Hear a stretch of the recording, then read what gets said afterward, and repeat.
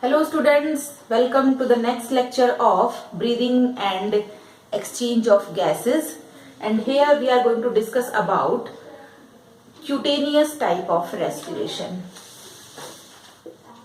In our previous lecture we had discussed that different type of respiration is there on the basis of the respiratory organs. So here the first is cutaneous respiration. In cutaneous type of respiration, the respiratory organ is skin. Clear? So here the respiratory organ is skin, and we know that in earthworm and in frog the cutaneous type of respiration is present. So here the example is earthworm and frog. Frog, when it is in water, when it is in water, clear? When the frog is in water, then the respiration is going to take place with the help of moist skin. That's why it is called as cutaneous respiration. Otherwise, when the frog is in on the land, then frog respire through the gills. Clear? So in case of underwater, frog respire through its skin. And one more important condition, that is during hibernation. During hibernation also frog respires through its skin. Now we are discussing the cutaneous respiration in earthworm. So here the respiration in earthworm. We know that for the process of respiration, the respiratory surface should have some important characteristics, like the skin should be moist, the skin should be thin, it should be highly vascular, it should have pigments. Clear? So here the important characteristics in the respiratory surface of earthworm, the skin is thin. So the earthworm's skin is very thin for the respiration, and the gaseous exchange could take place easily. That's why the skin is very thin. The second one is skin is highly vascular. It means it has a very good supply of blood. Okay. So highly vascular means good supply of blood, supply should be good. Clear? So highly vascular skin is there. And in case of earthworm, the presence of respiratory pigment, that is hemoglobin. So presence of hemoglobin. Here hemoglobin is present. So presence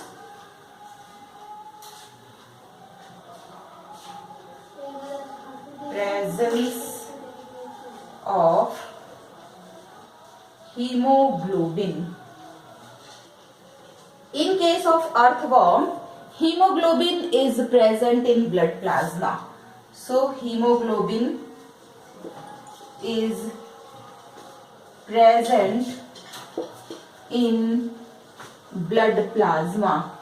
In case of human beings and higher vertebrates, the hemoglobin is present on the surface of RBC or in the RBCs, but here the hemoglobin is present in the blood plasma. So these are the some important characteristics of the respiratory surface. One more thing, the skin should be moist. And in case of earthworm, the skin is very moist because its skin has some glands, and these glands secretes mucus and coelomic fluid, which keeps the skin moist. So the glands present in the skin, glands in the skin secretes mucus and coelomic fluid. Mucus and coelomic fluid to keep the skin moist.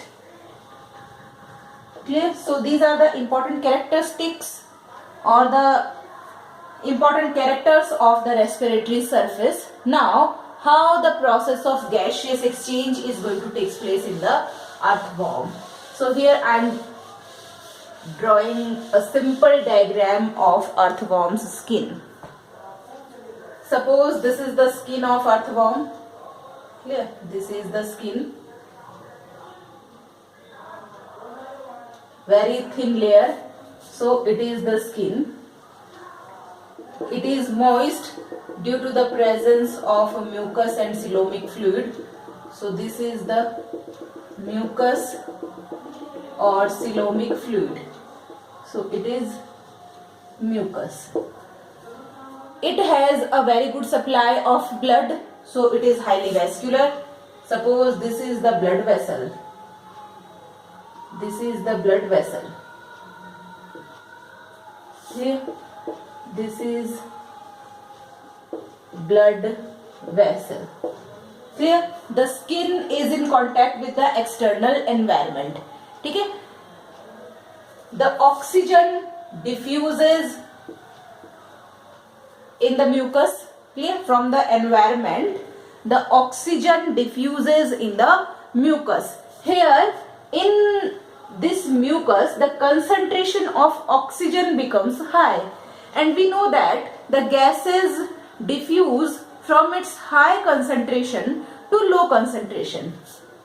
The blood which flows in the blood vessels have low concentration of oxygen. So this oxygen gets diffused in the blood and the blood gets oxygenated. The blood is continuously flowing in the blood vessels.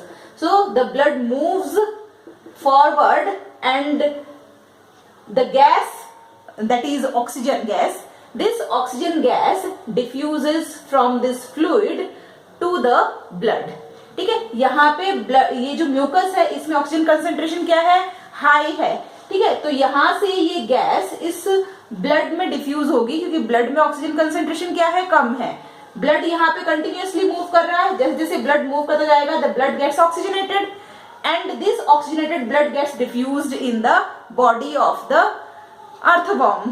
Clear? यहाँ से फिर नया blood आता रहेगा और नया blood फिर से क्या होता रहेगा, ऑक्सीजनेट होता रहेगा. In this way the oxygen gets transported in the different parts of the body.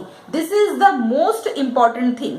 ठीक है, ब्लड यहाँ से जो ब्लड ऑक्सीजन जो है this will bind with the hemoglobin because we know that hemoglobin is the respiratory pigment and it is very much fond of oxygen. ठीक है, तो जैसे ही ऑक्सीजन ब्लड में आती है ये हीमोग्लोबिन के साथ बाइंड होती है and it forms hemoglobin plus oxygen, it forms oxyhemoglobin. And this oxyhemoglobin transported in the different parts of the body through blood. So this is the way in which oxygen is reaches to the different tissues and different cells of the earthworm. So the cutaneous respiration is very important respiration in case of earthworm. If the oxygen is deficient, so in case of absence of oxygen or in case of deficiency of oxygen, the earthworm will die due to the starvation of oxygen. So in case of absence of oxygen, earthworm will die. Earthworm will die due to starvation of oxygen.